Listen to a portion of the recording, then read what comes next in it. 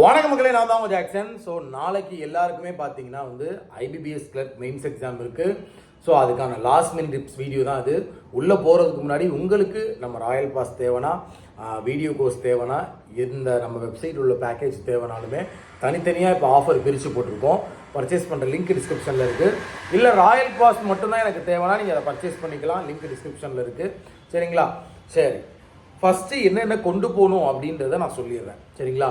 உங்களோட ப்ரிலிம்ஸோட hall ticket, சரிங்களா?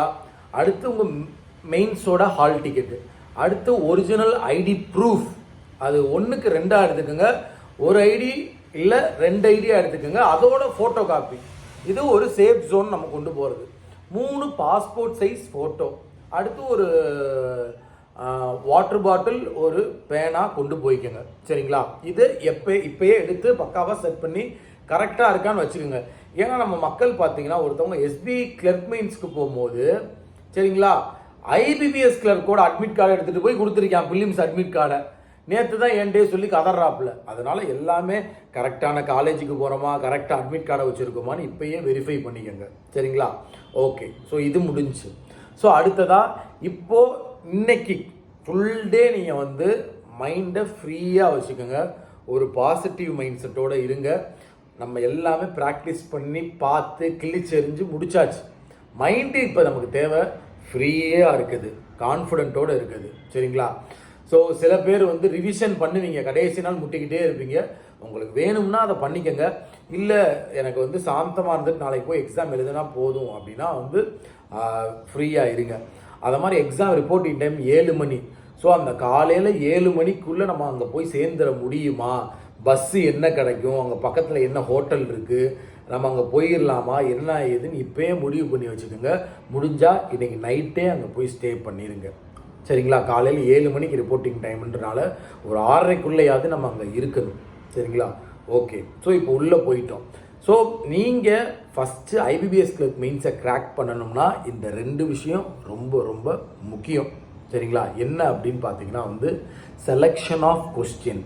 ஒரு கொஸ்டின், ஒரு செக்ஷனுக்குள்ளே போயிட்டு எந்த கொஸ்டினை ஃபஸ்ட்டு அட்டன் பண்ணணும், எதை செகண்ட் அட்டன் பண்ணணும், எது லாஸ்ட் அட்டன் பண்ணணும், எதை ஸ்கிப் பண்ணணும் அப்படின்றது உங்களுக்கு தெரியணும். இது ரீசனிங் செக்ஷனுக்குள்ளே நுழைஞ்சாலும் சரி, ஆப்டினாலும் சரி, இங்கிலீஷ்னாலும் சரி, ஜென்ரல் அவேர்னஸ்னாலும் சரி. சரிங்களா? ஸோ ரீசனிங் பொறுத்த வரைக்கும் பசில் சீட்டிங் கடைசி அட்டன் பண்ணுங்கள். குவான்ஸ் பொறுத்த வரைக்கும் உள்ளே போயிட்டு அது எப்படி இருக்கோ, சில சமயம் டிஏ ஈஸியாக இருக்கும், அப்ளிகேஷன் கஷ்டமாக இருக்கும். சில சமயம் அப்ளிகேஷன் ஈஸியாக இருக்கும், டிஏ கஷ்டமாக இருக்கும். இந்த மாதிரி எந்த மாதிரி வேணாலும் கொஸ்டின் பேப்பரை அவன் குளறுபடி பண்ணலாம். ரீசனிங்கே கூட டஃபஸ்ட்டாகவே மாடரேட்டாக கூட குளறுபடி பண்ணலாம். கொஸ்டின் பேப்பர் எப்படி இருக்கோ அதுக்கேற்ற மாதிரி பெர்ஃபார்மன்ஸை நீங்கள் கொடுத்துட்டு வாங்க. இதை தான் நான் சொல்லுவேன். சரிங்களா? ஜென்ரல் அவேர்னஸ்ஸு ஒரு கேம் சேஞ்சர்னு கூட சொல்லலாம், இங்கிலீஷும் ஜென்ரல் அவேர்னஸும்.